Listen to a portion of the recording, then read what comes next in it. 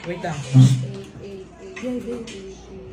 Ay, putang ina mo. Ay, putang. Bakit sila pulutan? Sino yan? Si Regine. Si Regine? Ni-record sila nung isang umalis dito sa ginagawa nila kay Maki. Saan si ate?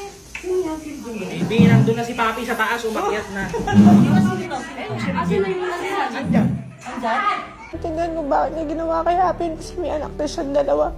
Still, kahit napakasama ng ugali ko, pinilit ko maging mabuting tao pa rin sa kanya. Kahit hindi na makatarungan yung ginagawa niyang pananakit doon sa bata.